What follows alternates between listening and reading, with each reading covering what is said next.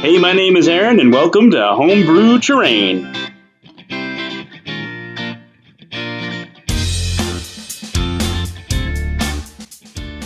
On today's episode, we're going to build this. This tower can be used in any kind of cool sci-fi game like Necromunda, Killteam, 40k, even Infinity, or whatever you can think of. So let's get started. Obviously, the main part of the tower is going to be the humble and unassuming toilet paper roll. Now, if you're like me, you're going to have a whole bunch of these kind of laying around around here. Yeah, don't be like me. Usually when you find toilet paper rolls, there's still a residual amount of toilet paper still left on them. Go ahead and scrape that off with your thumb. Okay, now these bad boys are all cleaned off, as you can see. Nice and pretty full. And of course, this is the stuff that came off of it. Now, most people would just grab all this extra toilet paper and be like, let's just throw this stuff away. I'm sorry, tissue, because you don't want to offend anybody's sensibilities. Toilet paper. Anyway, this stuff actually makes really fantastic basing material. Like when you're putting something on a base, you can throw this stuff around it, especially if you goop it up in Elmer's glue. It does some pretty cool stuff, and you can actually turn this into like leaves on trees and all kinds of things. I know you're thinking I'm probably completely crazy. You're not wrong. Anyway, yeah, but this stuff actually makes really cool terrain bits. So the best thing to do is to just get a little baggie, like this one right here.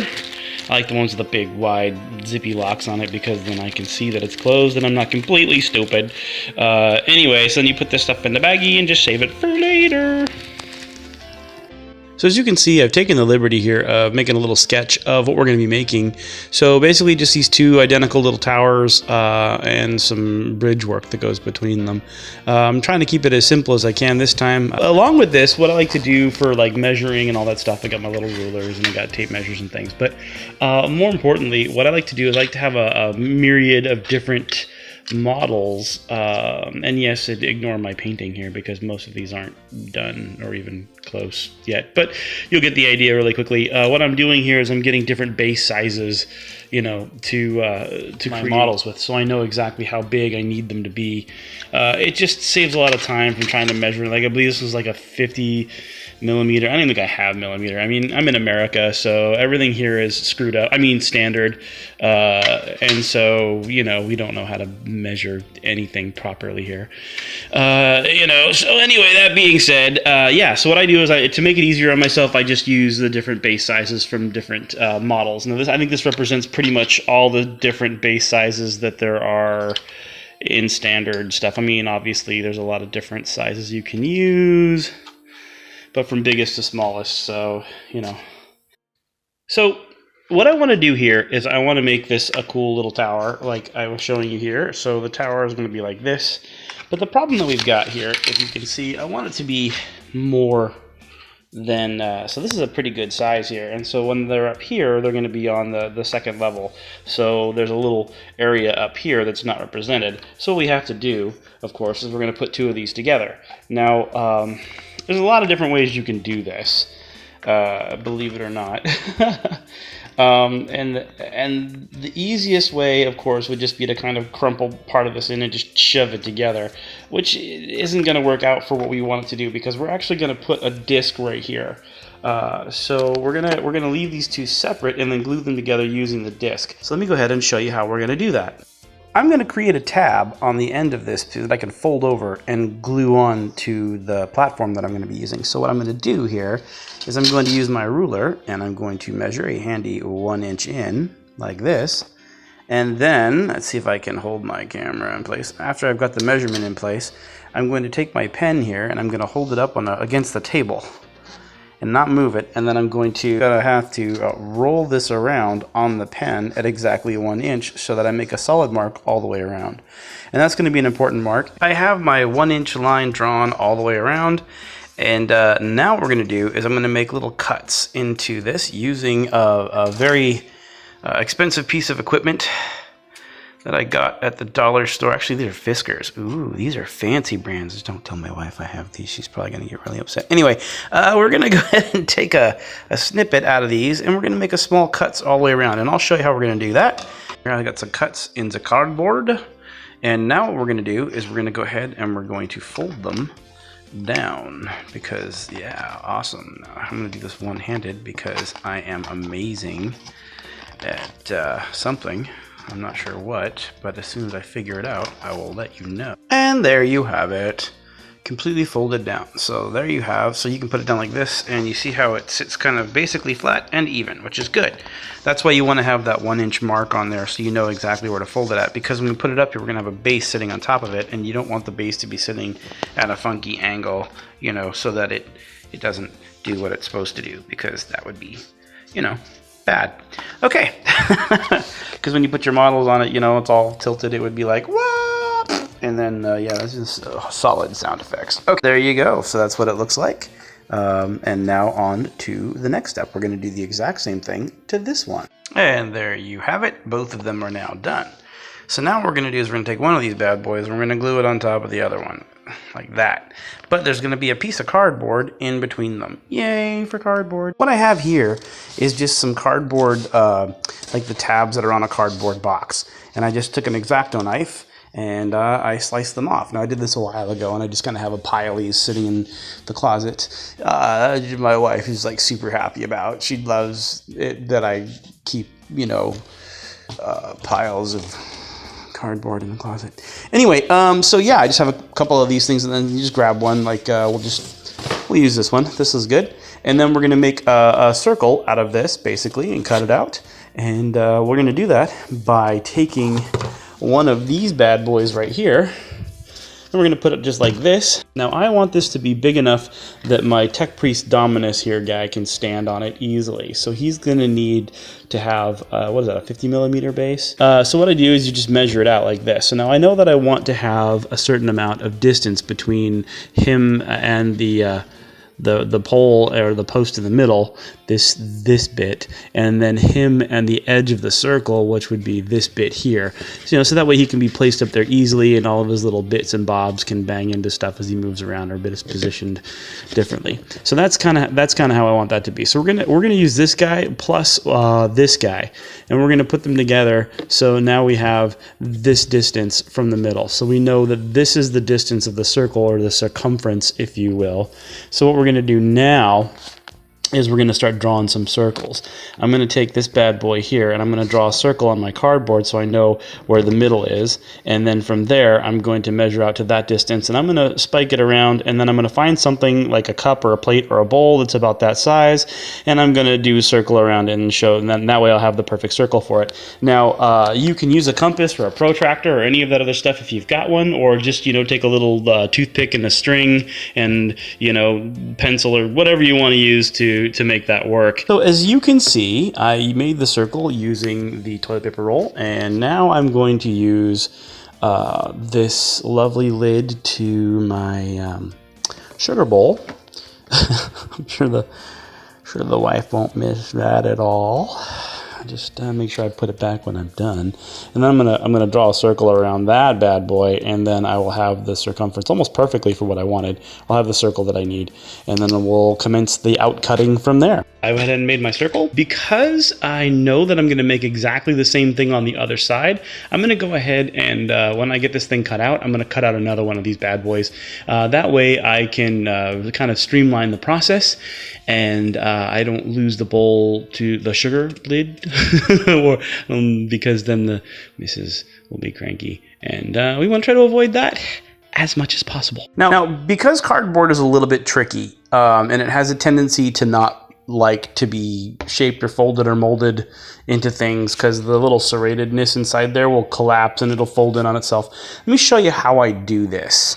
It's I don't know, it's not super hard. I mean, it doesn't require rocket science or anything, but it does require a slow hand and a little bit of patience. The first thing I'm going to do here is I'm going to use my X-Acto knife, and I'm not going to cut all the way through it because, as you can see, it's super dull, and I really should change it, but this is cardboard, and anybody who's cut cardboard before with a knife, especially an X-Acto knife, will know, or hobby knife, or whatever you want to call this stupid thing. Anyway, anybody that's cut cardboard with one of these things will know that it dulls the blade very quickly. So there's the way I do it is I score it around a couple of times, and then I use somebody else's scissors, not my wife's scissors, because these are somebody else's. They wouldn't be my scissors. Anyway, I use a pair of scissors to to cut out the cardboard. Don't worry, I'll buy her some new ones. She'll never know.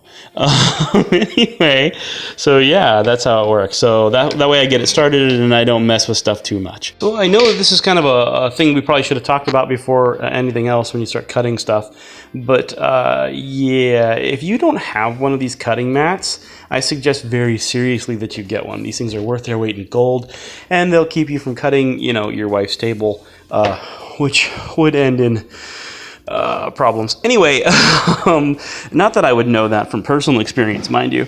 But yeah, these mats right here, these cutting mats, especially the self-healing ones, these are fantastic. Now, I know this is kind of like wargaming on the cheap here, but there are some things you don't want to cheap on, and this cutting mat is one of them.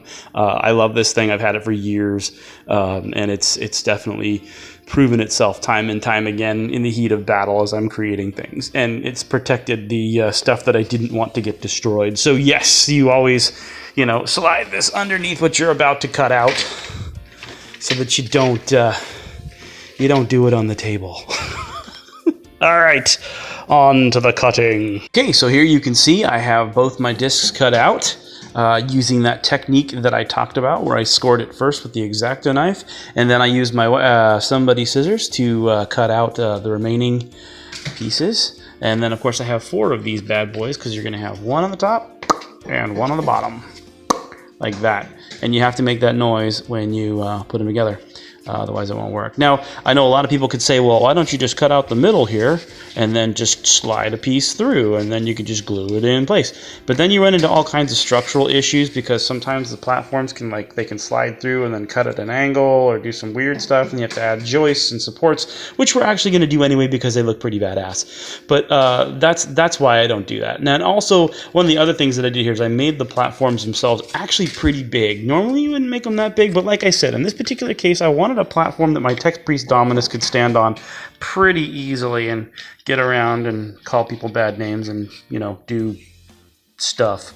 Anyway, that's another part of it. So moving on from there, I will then glue these 2 pieces on here. From here, what we're going to do is we're going to actually glue this onto the cardboard. Now, the best way to do this is to take this and put the glue on the cardboard first, and then stick this bad boy right on there like there. So you can even look down inside there and see that's all getting gluey and goopy. Then you're going to want to press these together for a few seconds to really hold it in place and to really get a good solid seal on it. What I like to do is take my X-Acto knife here, and then just kind of take the flat part of it. I use the tool a lot like this. It's probably not very healthy, but I do it anyway. It just explains all the cuts and gouges all over my hands. But anyway, so I take it down inside there and I use that to kind of press it down. And yeah, that's how I do it. One of the things that you have to do when you're gluing these 2 together here, though, is you'll find is that you have to continuously put pressure on this part of it to get a good solid seal. Now, what you can do is you can put something heavy on here and just let it sit for a little while, or you can put your hand on it and hold it if you're really crazy into that kind of stuff, or you can actually get a hairdryer and hit it with a hairdryer. Elmer's glue has a tendency to dry pretty quickly when you hit it with a hairdryer, although it will bubble up quite a bit, and that can come in problematic later on when we're doing like liquids and things like that, which I'm going to show you, but not right now. So yeah, just grab like a heavy book or a roll of tape or something, just hold it in place, and that's the way you want to do it. Now, some of you may be asking, why do I not use hot glue on this? Because, you know, that would make this go by so much faster. Just hit it with hot glue and it'd be done. Because I need this bead right here to be relatively thin, because I am going to be putting some buttress supports along in here. Not because I have to, but because they just look badass. I glued the bottom piece on already. And now I've got the top piece, and where I did exactly the same thing. I just lined it up with the bottom piece, and I threw some glue on there, and then glued it in place. And now we're just going to wait for that to dry. Okay, so now that we've got the top and the bottom glued together, and it looks like this, what we're going to do is we're going to create a little rooftop piece for this, and we're going to do it using the eggs. Now, you think that I'm going to use the bottoms? Well, kind of. But actually, I'm going to use the inside. Oh, look at how awesome that is. So, yeah, we're going to go ahead and cut these bad boys out using the scissors that belong to my wife. Anyway, we're going to use these scissors, and we're going to go ahead and cut out the little pieces here.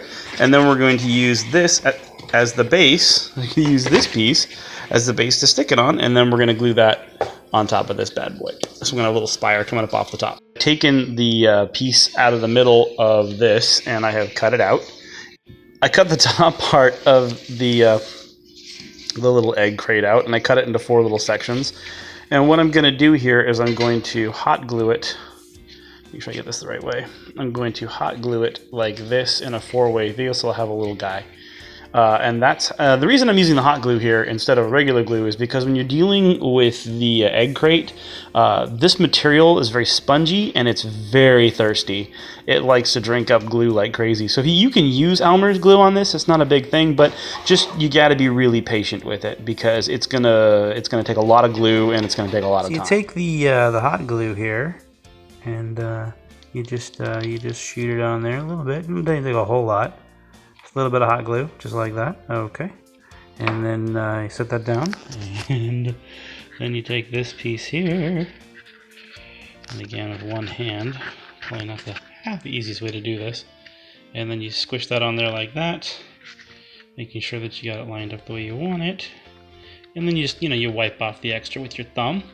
And you go, ouch! That hurts. Okay, but then, a little pain, a little 3rd-degree burn there. It's, oh, yeah.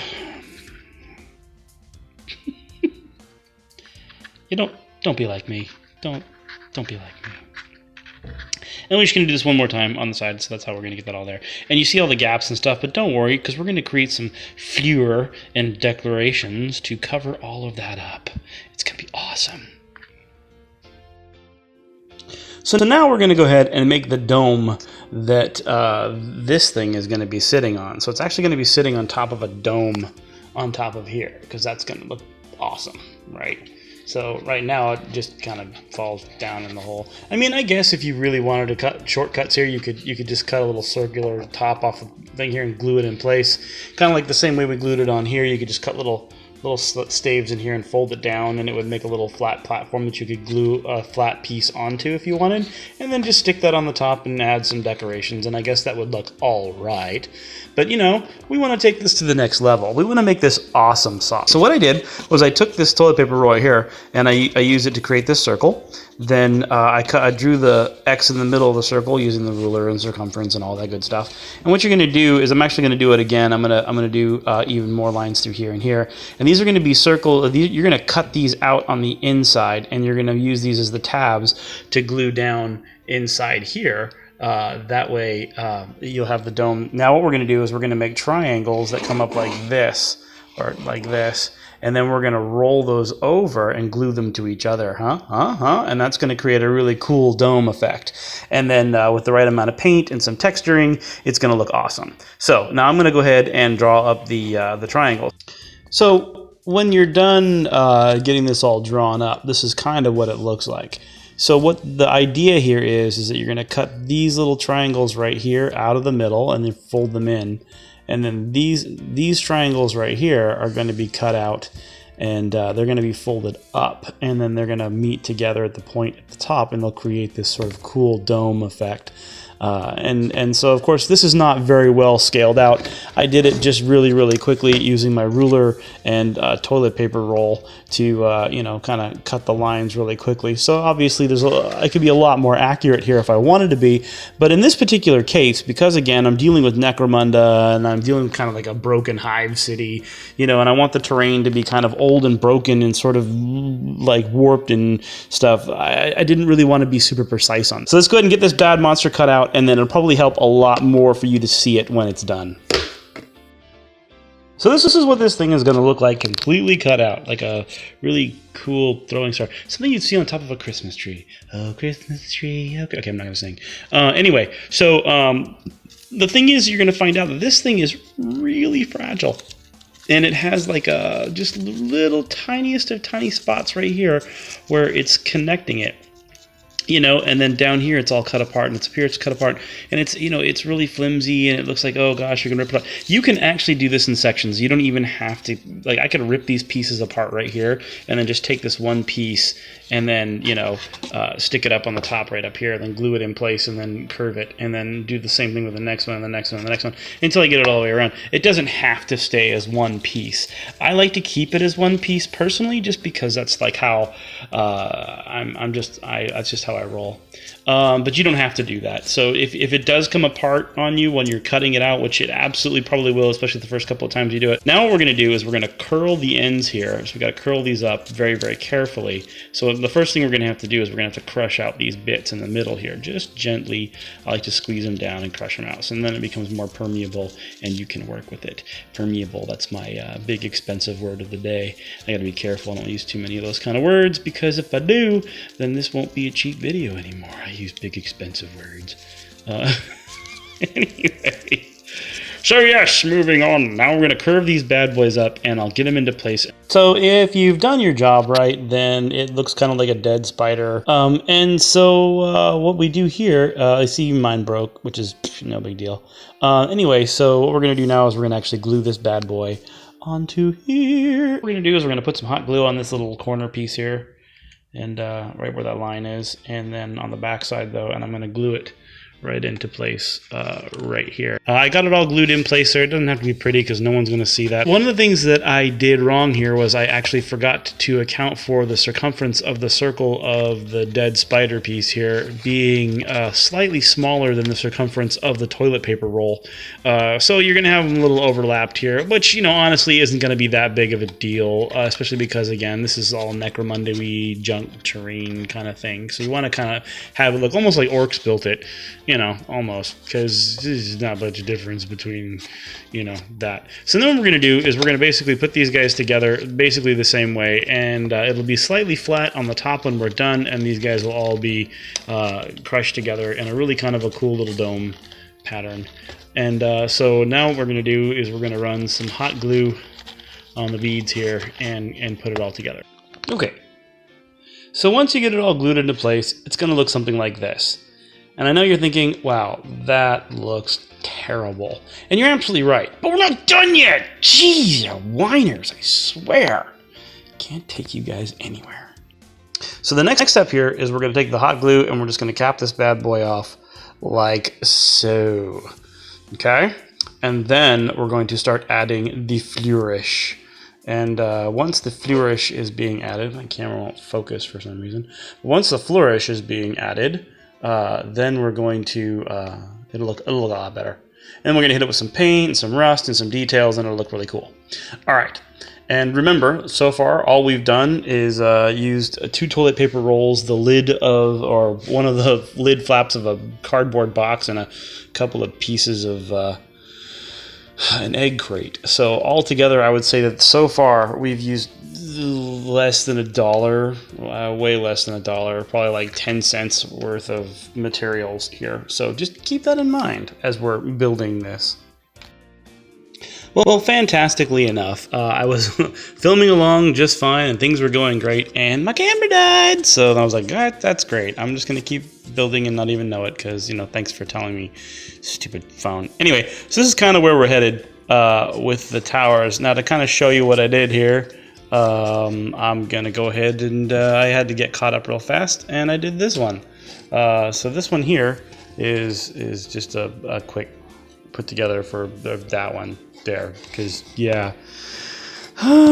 Anyway, okay, so what I was doing before is I was making the strapping that you see here and here, and I make that really simply out of the Irish Spring box here. Now, you'll find that this is the same kind of cardboard or hard cardstock that you'd see in tea boxes, or you know, for you people across the pond. You know, you can find this kind of cardboard, this grade cardboard box, and just like almost everywhere. I get it all over the place. And I was looking at all the stuff today. I was like, yeah, I use this stuff from all over the place. So yeah, I mean, everything from tea boxes to, you know, Old Spice And it's all the same cardstock. So that stuff makes really great strapping, and it makes really fantastic for decorations and quick molded stuff, and sometimes even some basic terrain. So yeah, whenever you see this kind of stuff, just hold on to it, and just like flatten it out and put it in a box and have a whole box of this stuff just set aside. That's kind of what I do. And then you can use it to make strapping and things. So what I'm going to do now is I'm going to measure out the length. See here, I'm going to measure out the length of the strapping right here, and then I'm going to cut strips, obviously off of it like I did here, and then you just wrap it around and glue it into place. And then what I did was I took the toothpicks and I shoved them down inside of there, and then I shoved them down inside of there, and then of course I cut the strapping and I glued it along the top here. Now the little globlets that you're seeing here are actually hot glue, little globs of hot glue. And what they're going to do is, when I'm done here, you clean up the little spiderwebby bits, and it looks just like rivets when you paint it. So I measured out what I wanted here, and now I'm going to go ahead and cut this line here and make a little strapping.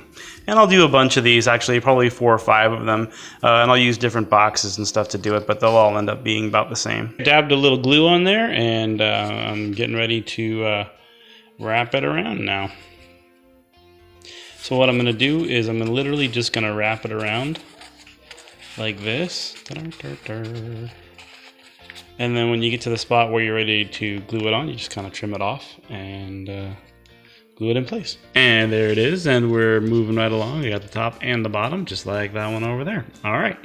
So here we have the straps, and they're all locked in place. And then we're going to put the toothpicks on it, and that's going to be awesome. And now you can leave the toothpicks off if you want to, but I think it adds kind of a cool little charm to it. Once we're done, I'm going to wrap a strapping around the middle, so it's going to kind of stop that gap right there, and it's going to kind of make it look continuous. And with the right paint job, it will look pretty slick. I picked these toothpicks up at the dollar store, and there's way more of them in here than you're going to use in a single sitting or even several sittings. So what I do I do all kinds of stuff with toothpicks. I think they're pretty awesome.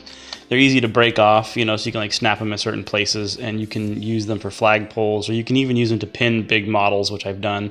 You can use them for all kinds of stuff. But in this case, what I'm going to do is I'm going to come over here, and I'm just going to take one, and I'm going to shove it down inside the cardboard like that. So I have it sticking up as high as I want up here, and I have a little bit sticking down here. So it shows kind of a continuous flow through there. I like that word, continuous. Anyway, so I'm going to do that here on all these, and then what I do on the bottom is exactly the same thing. I just take the toothpick here, and this one might be a little bit more tricky because you got to hit it at kind of a funky angle, and then you just stick it down inside there. Like that. It's hard to do this one-handed. There you go, like that. And you can have them touching if you want, or you can, I wanted mine to be a little bit higher up at the top, so mine weren't touching completely. So like this. And then again, I'm going to throw a strap around the middle right here, so you're not going to see the fact that they don't touch each other, so it'll look kind of like that. And with the magic of cameras, it is completely done. So there you have it. I have all the toothpicks now in place. I just kind of shoved them down inside there, and yay, we're good. So now we're almost similar to this one. All we have to do now is add the little dots using the hot glue gun. You just go, dot, dot, dot, dot, dot, dot, dot, dot all the way around. It looks really cool and everything when you're done. So we're going to do that, and then I'm also going to add the strapping around the outside here, so you'll be able to see what that looks like. So here you can see that both towers are done, and they look really good. And of course, we're going to add the riveting now to it. Like I showed before, we're going to throw on a little bit of hot glue with the little dots, and that makes it really cool rivets. And once that's all done, then we'll work on the balconies and the floor plating that we're going to put on here to keep this from just looking like a giant cardboard slab. I have the 2 towers done with the strapping, and they are getting ready for the riveting. So that's very riveting. Sorry. Yeah, so we're going to put the rivets on, and I'll just put the little dots all over it. And then when that's done, we'll start working on the plating, and we'll start working on the balcony piece. I have all the rivets done, and they're all there. So now, as you can see, this is not my technique. It's been something that's been done by a lot of different people, and I'm actually really no good at this as far as this part of it goes, because I end up with all those little stringy bits and stuff, and I have to spend a significant amount of time cleaning it up afterwards. So what I'm going to do now, I'm going to take my X-Acto knife here, and I'm going to go ahead and clean up these little bits right here. I'm going to trim them up and get this all scraped and cleaned up, and then come back and we'll start working on the ground panels. Here we have it, all cleaned up and ready to rock and roll. Well, I mean, within reason. So the next step we're going to do here is we're going to make this look more like an actual flooring. And by doing that, we're going to add tiles. Now, there was a piece of cardboard that I had cut the roof piece out of, and I just chipped that all up here using the scissors, and I'm going to use that by slapping down some glue all over this, and then just kind of piecing them all into place. And that way, when you hit them with a wash and a dry brush, it'll look pretty awesome. And if you do it good, hopefully it'll be relatively flat and stable too, because you don't want to get too crazy on it, because you want to be able to put your models on the thing without them being all, you know, like doing this, or, you know, wacky, or, you know, sitting weird and stuff. Yeah. Okay. To accomplish putting the glue on, what I'm going to do is I'm going to use this Elmer's glue here, and then I'm going to use this old brush that I have, very, very useful, and I'm going to just pour it off and just kind of paint it all around. The trick here when you're doing this is to not use too much glue. I only did half at a time here. If you end up using too much glue, then it has a tendency to warp the cardboard, and you don't want that to happen. So what I do is I just take, you know, little pieces like this, and I just stick them together in wonky ways. And this is going to create a really cool floor tiling kind of effect. And one of the things you also have to do is you have to crush down this corrugation. So you want this to be flat. So that way it works a lot better that way. And then when you put it down, I kind of put it down at a little bit of an angle and kind of slide it around a little bit, because that will give it some glue in between the two pieces that you got there. It'll fill up some of the gaps, and it creates kind of a cool little effect. So this is what we're going for here when we add the chunky bits of cardboard onto it. Now, as you can see, mine's already starting to warp. The piece is starting to drop down heavier on this side. So what you kind of have to do is just sort of bend it up a little bit, and as it's wet. So you got to keep an eye on that as it's drying. Otherwise, it will warp and kind of drop things down, which can be really frustrating. I mean, we are going to buttress this on the bottom anyway, so we'll be able to shore that up a lot. But still, you just got to keep an eye on it, because, you know, an ounce of prevention kind of thing is worth a pound of cure. And here we have, again, here you can see how it's really falling, which, why it's not doing it on this side and why it's teetering in that direction, I have no idea, but whatever. That's the way life goes. And so what I do is I'm just gonna have to bend this up here, kind of just a little bit, and let it dry that way. So you can feel it's real soft right here when I'm doing it, which is fine. And in about another 20 minutes to a half an hour, this thing will be dried rock solid, so it won't be going anywhere. So you just want to keep an eye on that to make sure that it stays relatively level. Okay, so I let them dry overnight, and here we have them, and they're all ready to, you know, rock and roll. Now, the coolest part about this is, again, like I said, if you make sure that it's not warped, so it's good, everything's cool down there.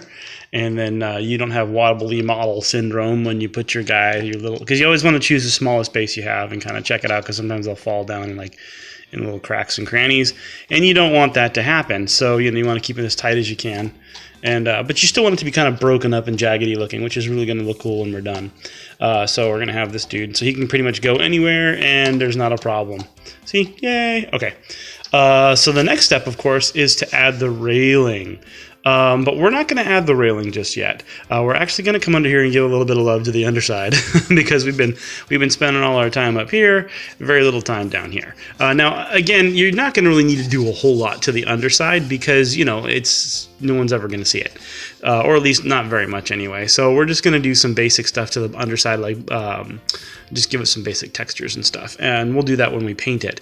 But we are going to add the buttresses underneath, and then I'm going to show you a cool little trick that I like to do with the bases. Now this one here, I'm decided is going to have the really big heavy base on the bottom, and then this one here is going to have a smaller circular. Okay, so the first thing you're going to want to do when you're dealing with the unassuming toilet paper rolls is, of course, you've got all this extra toilet paper that's usually glued on at some point.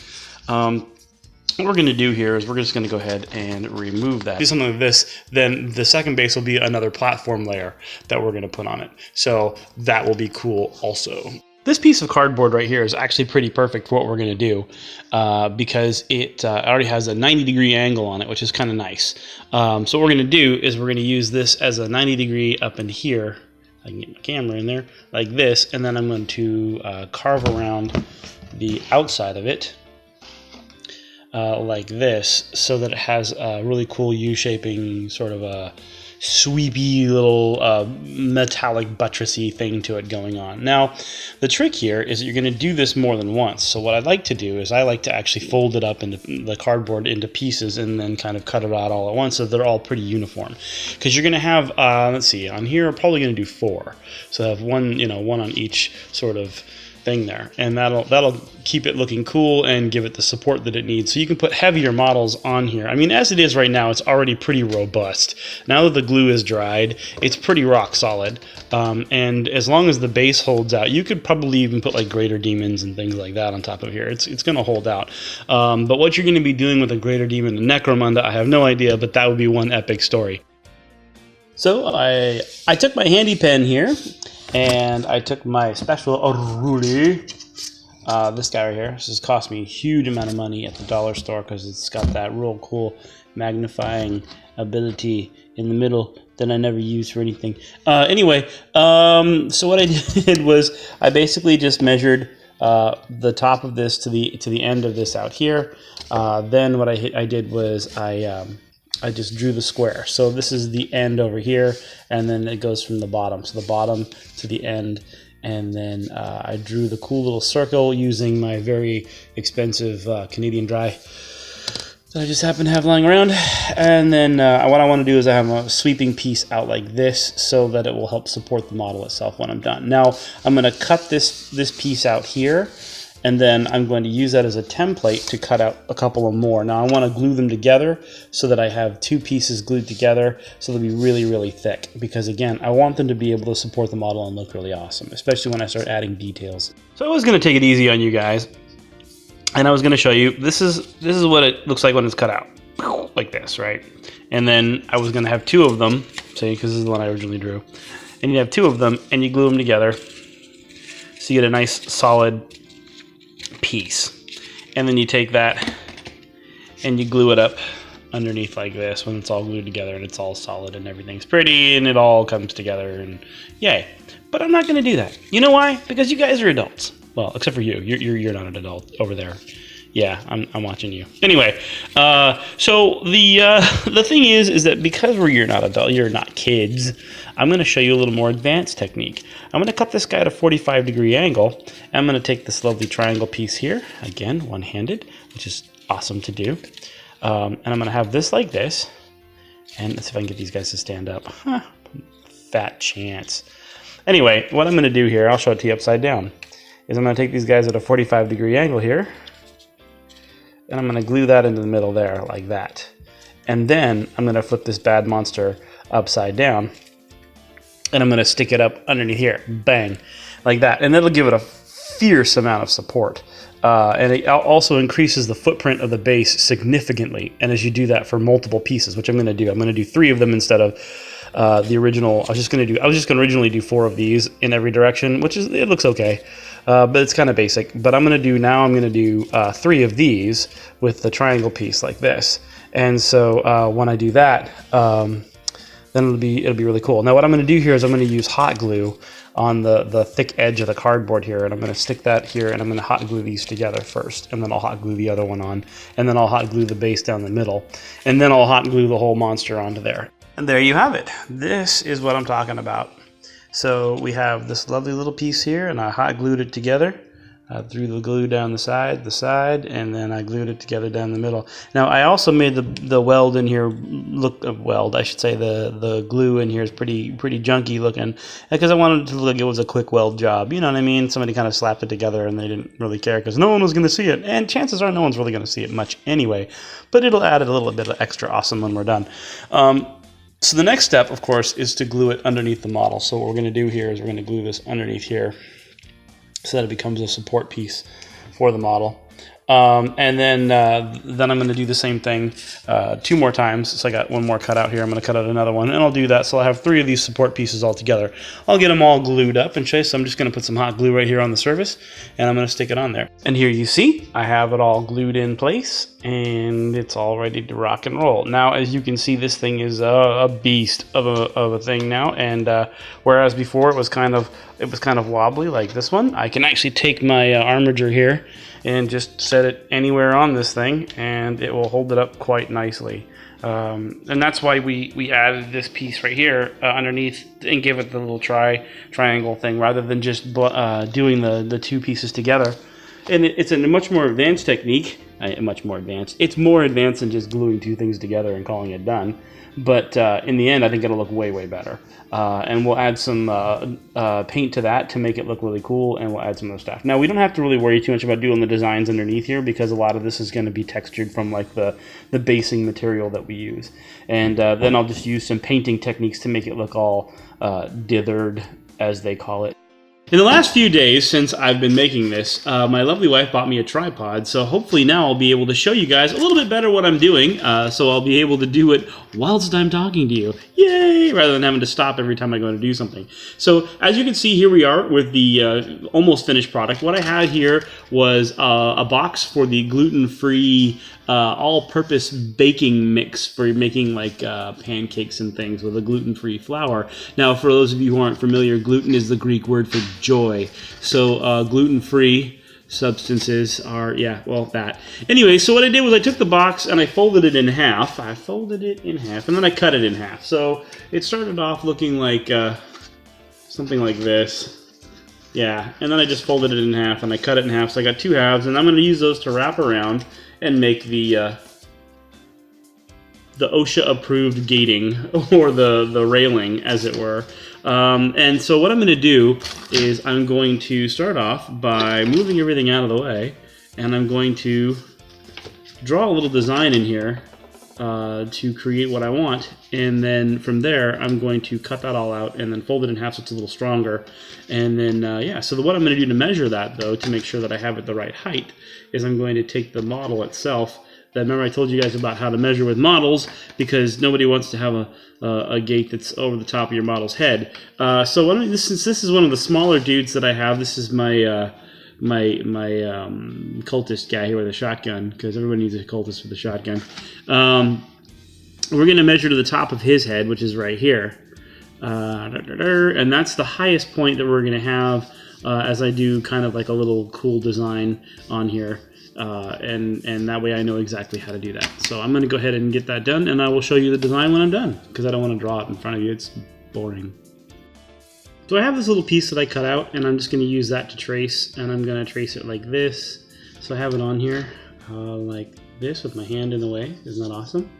Okay, and there we go. And so I'll just trace this little piece on here like this. Neat. And then what I'm going to do, knowing that this is the highest point that that the guy's head is on, so if you're looking at it here, so when he stands behind here, he'll be completely obscured by this one little piece. Knowing that, what I'm going to do is I'm going to take my ruler here and not use inches but centimeters, which is what I should have said in the first place. I'm using the centimeter size. See the side that says cm? That's not inches. Anyway, we discussed that earlier. And I'm going to go from here, and I'm going to do 2 centimeters on either side of this little fleur that I have created, of course. So I'm going to go here, I'm going to go 2 centimeters on either side and mark it. And then over here, we gotta make little sound effects, da, da, da, da, da, so I know where they are. And again, it doesn't really make any difference if I'm making a mess all over this because, hey, I'm gonna paint on top of this thing anyway, so who cares? Not me. All right, so what I'm gonna do is I'm going to draw another one of these little fluor guys right here, 2 centimeters away. So there's 2 centimeters apart. And that'll keep it looking uniform, like somebody actually did this on purpose, rather than just, you know, some sort of weird half stance of ramshackle, which, you know, it wouldn't be bad either. You know, in the Necromunda universe, I'm sure half stance of ramshackle is everywhere, would be the modum operandi. But still, in this particular case, we want to be able to use something that's kind of cool for other terrain as well. I mean, this is a piece that can actually be used for not only just Necromunda, but also for like Killteam or what's the game? The weird guys. You know what I'm talking about. With the cards, you know, some people think that's a cool game. I've never played it because the models are badass, but no one's ever wanted to play it with me, so. The meta around here or anywhere that I ever was never really kind of supported that game, so I never got into it. That one in Infinity. I always wanted to get into Infinity, but nobody ever wanted to play that one either, so on you guys for being you guys. Shut up.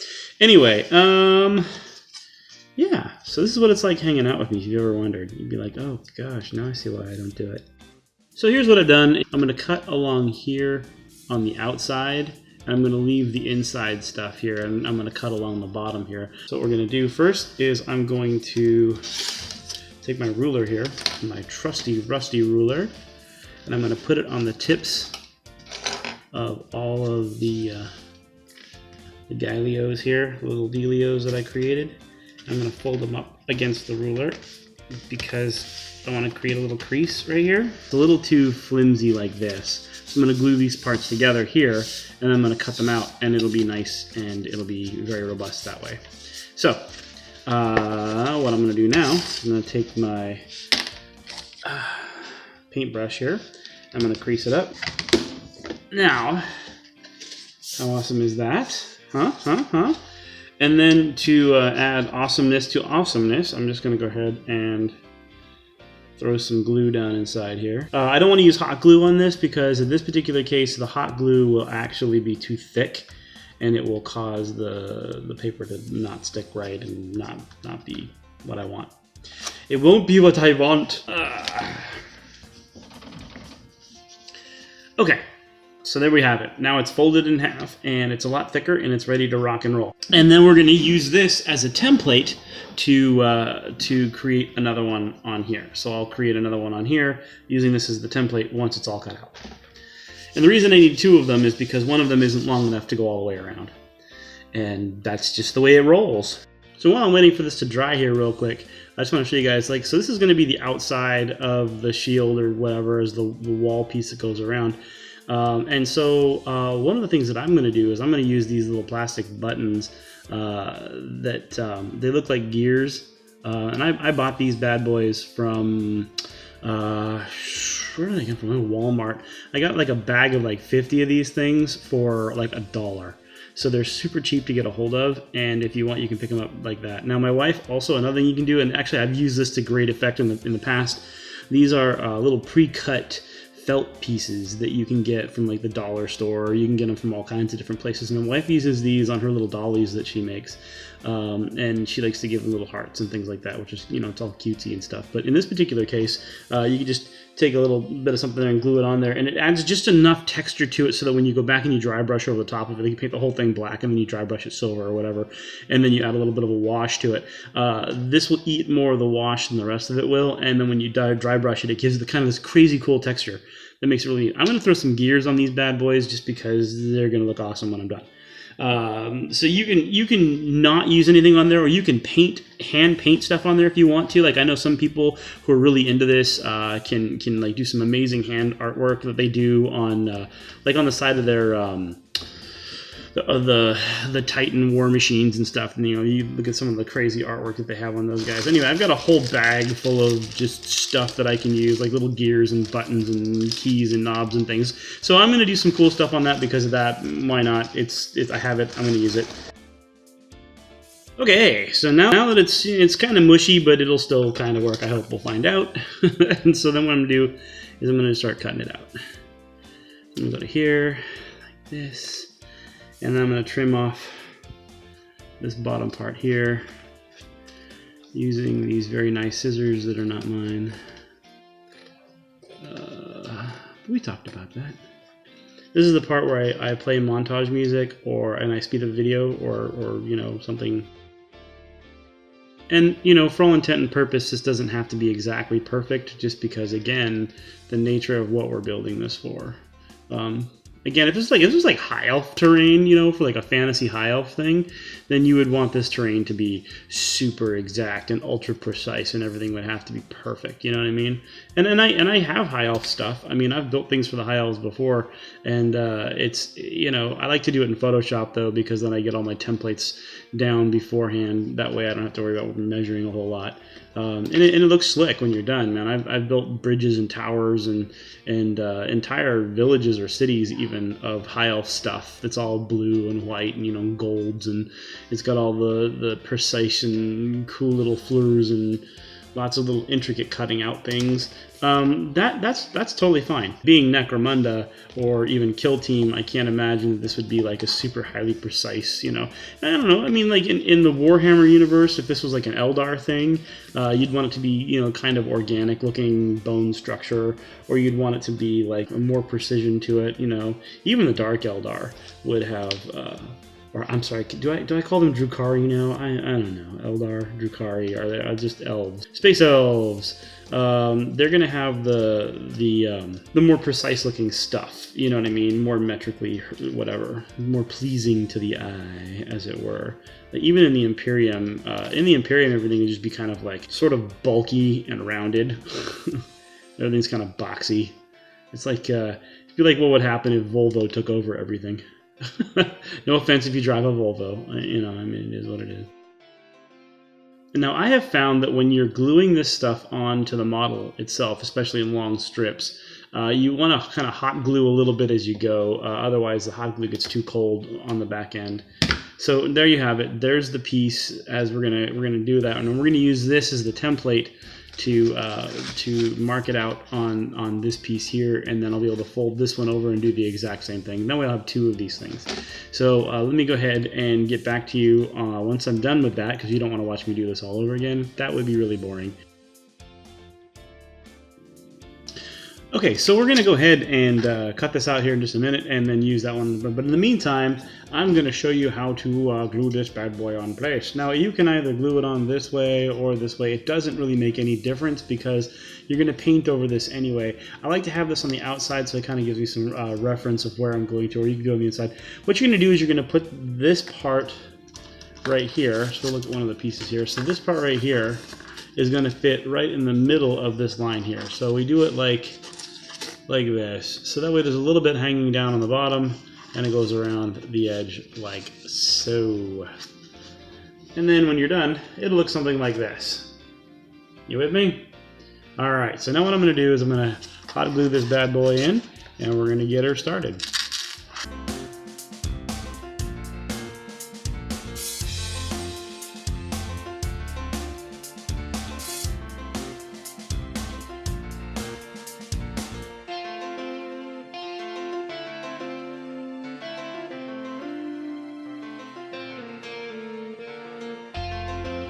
You can put it all over your thumb because hot glue on the thumb feels so amazing. No, it doesn't. It sucks.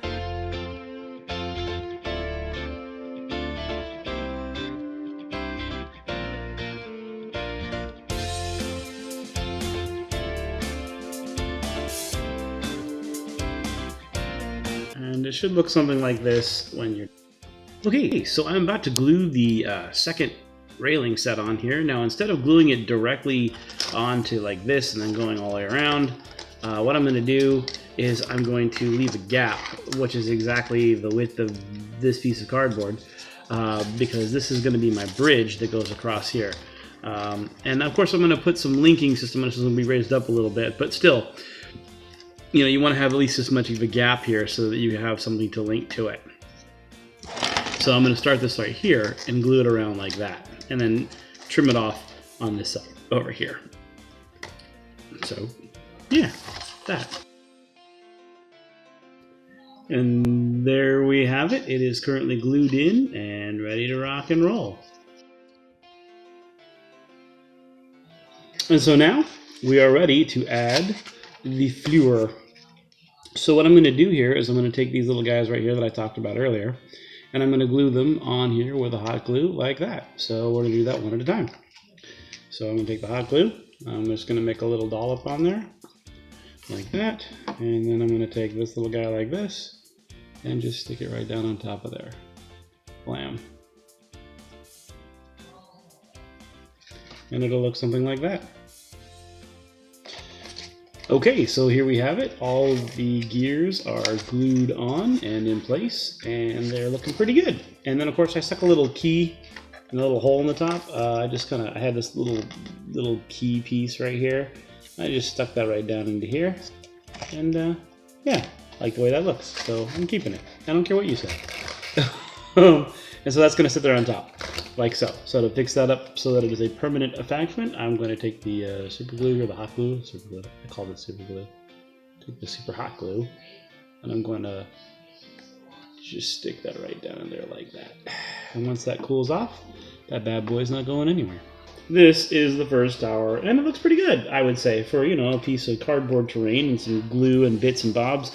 The whole thing probably cost less than, I don't know, $2, to be honest with you, because I didn't even use all the gears. I got like a whole crap ton of these. It's like 500 of them in a box for $1, and they're just cheapy little plastic dealios. And so it'll work out really good. And so the next step we're going to do here is we're going to paint this bad boy up and get it ready to be painted. And that will be in my next video. So here's the completed tower. And thanks for watching. If you join me in my next video, we'll be able to show you how to paint this bad monster. And then, of course, if you liked the video, then subscribe and like and all that cool stuff. If you didn't like the video, then definitely, you know, give me that big old thumbs down and hate, because that's productive.